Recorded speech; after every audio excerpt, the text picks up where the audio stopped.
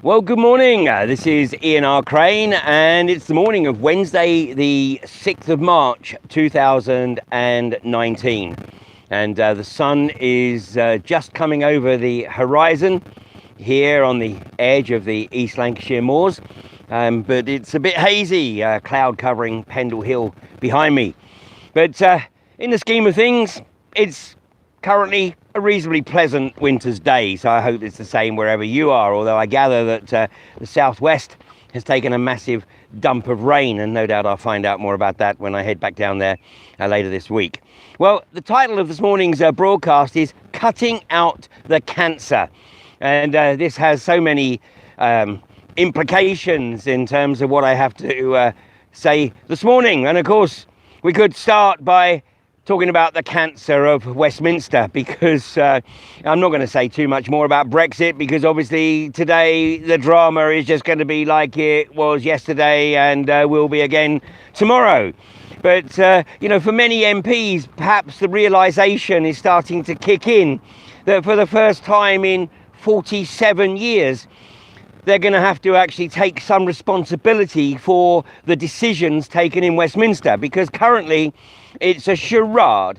And for the past 47 years, Parliament has literally been a theatre for playing out the acts for the benefit of the British media, when really all they're doing is simply rubber stamping variations of EU directive into British law. And in fact, there's something like about 90-odd thousand EU pieces of legislation that haven't yet found their way onto the British statute books, and no doubt civil servants are burning the midnight oil as they attempt to bring as much of this legislation onto the statute books before March 29th. But you've only got to take a look at the attendances in Parliament, and of course, most people are aware that Prime Minister's question times at noon on Wednesday attracts a relatively full house, because all MPs know that snippets of PMQs will be broadcast on the national media, and they want to give the impression that they're in Parliament.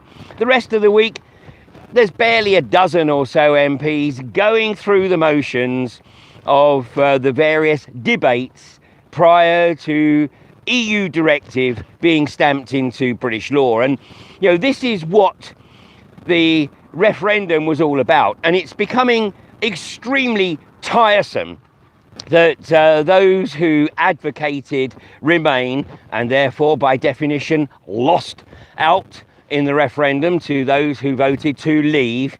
And instead of facing the reality and looking at what needs to be done post-Brexit, they're still whinging and moaning about getting a second referendum and how life after Brexit is going to be so terrible.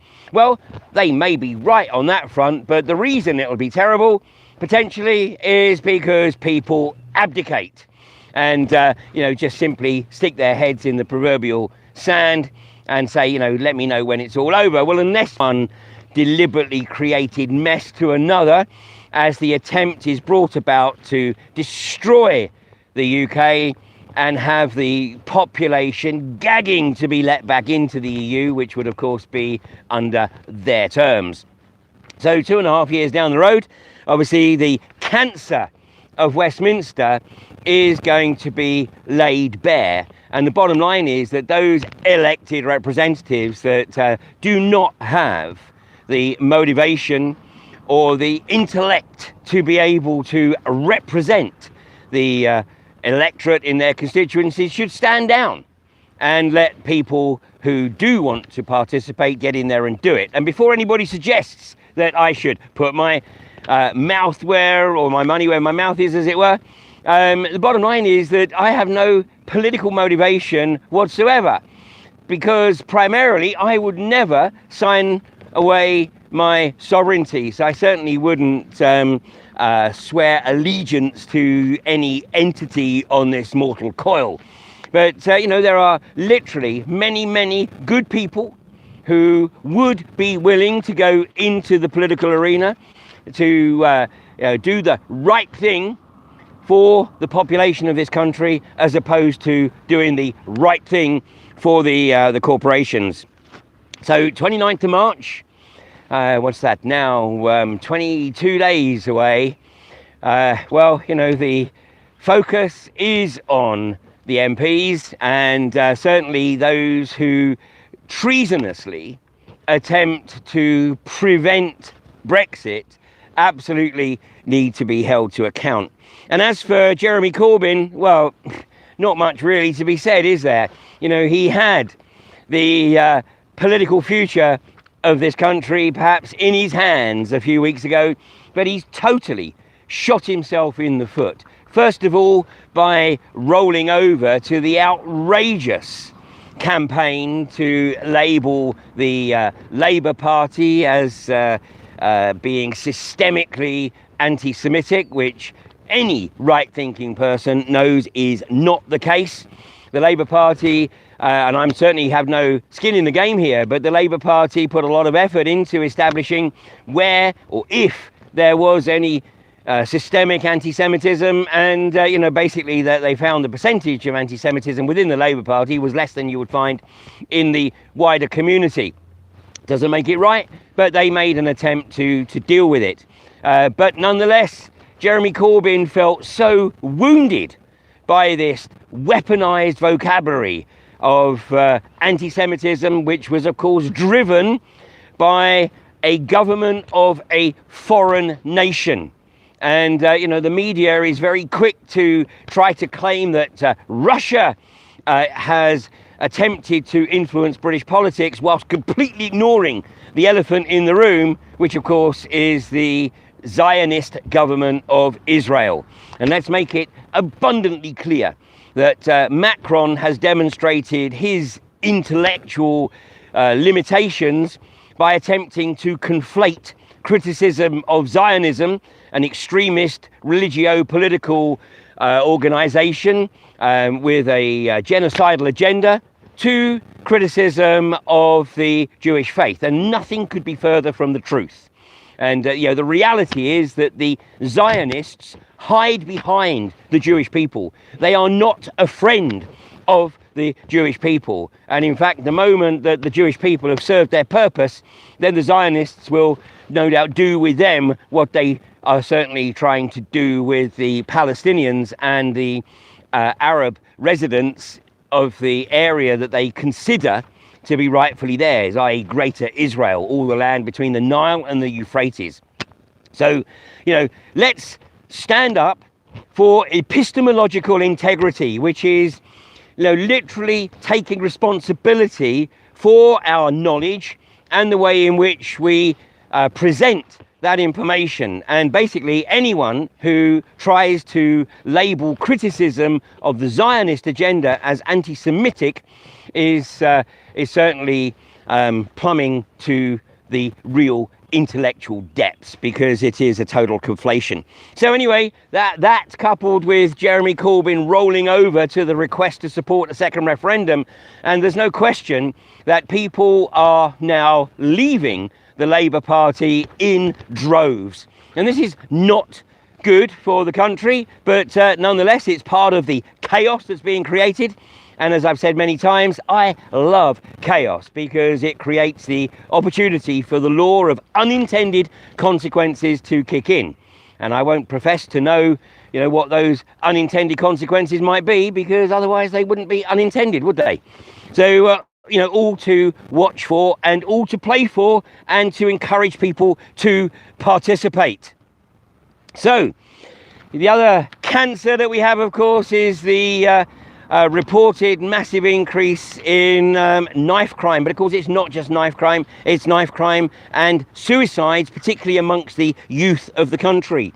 And, you know, people going, well, what could be possibly causing this? Well, take your pick, because it's one of, or a combination of, or maybe all of, you know, the following. First of all, the fact that the Tories have decimated the presence of police. And of course, at the same time, they've effectively militarized the police. They've ensured that those being recruited into the police are of a lower how should I say, caliber than was perhaps previously required. And even those who do enter the police with the appropriate and proper motivation soon are reframed and become, unfortunately, the corporate enforcement officers that we've seen very much in the last 5.5, 6 years of the anti-fracking campaign. So the no police presence. I mean, when was the last time you actually saw a bobby? Well, you haven't in many years, and certainly not one walking the streets, because if they're anywhere, they're driving around in cars, and you don't even see too many of them. And of course, if you have any need to call the police, then, as has been proven, the fastest way to get a police response is to claim that you have been offended. Stabbed? Well, they might get out there eventually, but offended, they'll be there in a heartbeat. But it's so much else. It's crap food. It's the crap drinks and all the crap that is in the sodas on the shelves of the stores. I mean, it's now nigh on impossible to find any of the fizzy drinks that don't have aspartame or aspartame, depending on how you wish to pronounce it, in them. In fact, basically the only drink worth having from these stores is basically water. And the bad news about that is it's in plastic, and so you don't know where it's been sitting. Has it been in the sun? Has the bisphenol A, BPA, leached out into the water, and all the problems that that could potentially cause? We are in a pretty bad way. Then, of course, we have all the toxins being pumped into the physical vehicles of our youth under the guise of vaccines. And then we have the massive over-prescription of drugs like Ritalin and Zoloft, which turn our kids into zombies. And all this, of course, on the back of the continued breakup of the family unit, often due to economic pressures, and the fact that both partners have to work to be able to keep a roof over their head and food on the table, and kids have to be farmed out to the nurseries and the state. Amongst the youth, what are they looking at? Either going to college, university, incurring massive debt, or zero real prospect of meaningful employment. Maybe the luxury of finding a 0 hours contract job on minimum wage. Well, it's hardly motivation to succeed at school, is it? And then, of course, we have the pressures brought about by, the lamestream media, and particularly soaps like EastEnders. Does anybody ever talk normally to each other? Not that I've seen it very often, but every time I've sort of stumbled across or been in a room where somebody's had it on, everyone's screaming and shouting at each other. And of course, this is subliminally creating the impression that this is normal human behavior. And then, of course, the pressures of social media. So where do you start? We have a systemic problem of self-harm and aggression, and particularly, though not totally confined to our youth. It needs creative solution, without any shadow of doubt. And then, of course, finally today we have the incarceration of those who have genuinely devoted their lives to trying to save others from the scourge of cancer and other debilitating diseases. And of course, in this particular case, I'm referring to David Noakes and those who were jailed with him or were sentenced with him. And David, of course, is currently wallowing in Wandsworth jail. Hopefully he'll be out on tag later this month. But it's not over for David, and it's certainly not over and has barely begun for his partner Lynn, who was the biochemist working with David. And she faced no charges whatsoever in this country, but is currently facing the prospect of extradition to France, where the French authorities wish to make an example of her. And of course, this is a country where the leader basically has no control of the country, and by the way, has the audacity to make a comment on Brexit. Well, Francois Macron, no one really cares what you think. You're an irrelevance, and you need to get your own mess sorted out in France. But I think that's beyond you, and you will, of course, be reliant on the Soros input for that.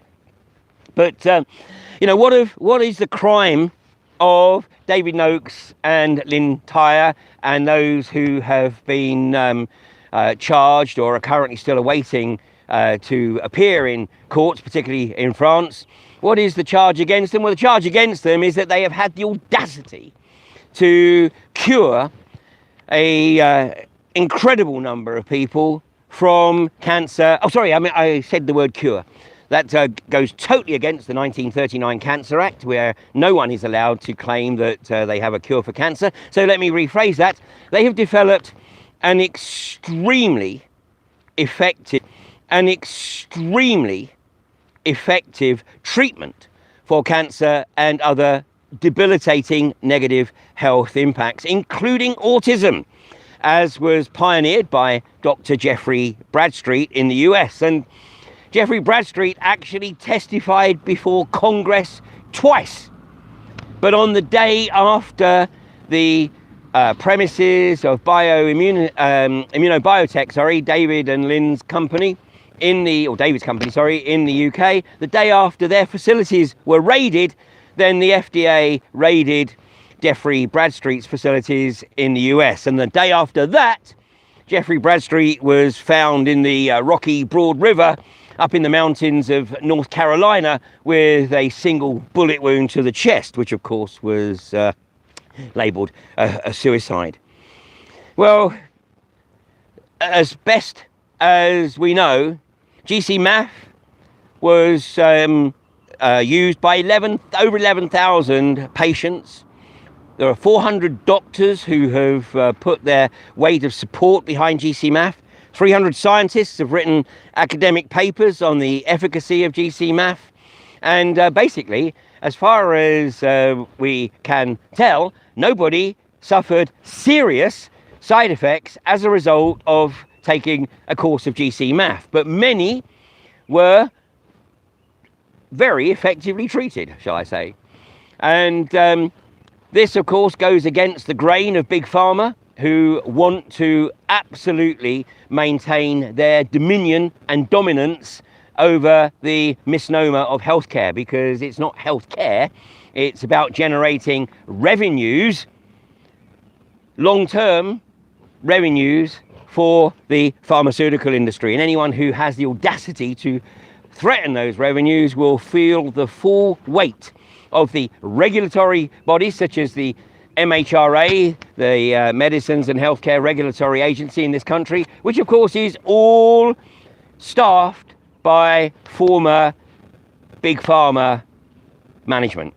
And the same with Cleiss in France, the regulatory body that is seeking to get Lyn and potentially eventually David over to France to face charges there. So Lyn will be joining me on Humanity versus Insanity tomorrow night at 7:30, which will be broadcast on my YouTube channel and on the same Facebook link that you're watching this if you're on Facebook.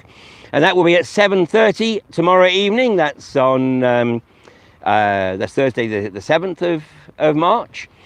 And then next Tuesday on the 12th of March, Lyn will be up in the Royal Courts of Justice in London facing the extradition charge. So it's absolutely crucial that, of course, Lyn has massive support and that the judiciary of this country can feel the weight of support and the concern at the way in which Big Pharma, of course, has dominion over these products and literally prevents people from managing their own health and making their own decisions. So, you know, we have cancers that we need to cut out. We have cancers that we can cut out. And the corporatocracy is determined to ensure that we do neither. And of course, this is also epitomised by what's going on in the appeal courts right now. And today is day 2 of the appeal against the INEOS injunction awarded by Justice Morgan back in November 2017. And Day one yesterday, Joe Boyd reported that everyone had sort of presented their arguments. He was very happy with the way in which his legal team had presented their arguments. But of course today, INEOS have the opportunity to rebut, to stake their claim for an injunction to prevent any meaningful protest from impeding their desire to frack at the 3 locations in South Yorkshire and North East Derbyshire. And of course, this is a horrendous precedent, because if the appeal court judges uphold the INEOS injunction, then of course it will be challenged at a higher court. But the reality is that what is then on the legal precedents is the opportunity for any corporation that basically feels threatened by the will of the people, if you like, then they simply go to court and get a raft of legislation put in place which is supra-parliamentary. In other words, not passed by Parliament, but passed by the judiciary. And sadly, in London, as I can vouch from personal experience, when you're before the civil courts in London, the reality is that commerce is king, and the commercial community have absolute priority over the health and well-being of the wider population. But hopefully, as more and more people start to wake up to the magnitude of the assault on them and their families, then maybe they will be motivated to get involved, because despite what is purported, and despite those who claim to be able to offer all the solutions, the reality is that we will only bring about change by a significant number of people, and that may be just 3 or 4%, but a significant number of people taking sufficient interest to get involved. Because the prognosis, if we don't, just doesn't bear thinking about. So you have a great day today, and please do check in to Humanity versus Insanity tomorrow night, where I should be discussing the unfolding drama with Lyn Thyer and the risk of her being extradited. And the stress on Lyn is so great, as one can imagine, that I have recently learned that she was rushed to hospital. Unfortunately, she's back home now, but she was rushed to hospital yesterday morning with stress-related issues. And who can be surprised when she's potentially facing another 2 years on top of the 4 years that she's already effectively been in a state of limbo, facing 2 years incarcerated on remand in a French jail, all for the audacity of curing people with debilitating illnesses, which Big Pharma doesn't like. So thanks again for joining me today, and either join me tomorrow evening at 7:30 or on Friday morning at 8:30 a.m. Catch you then. You have a great day. Bye now.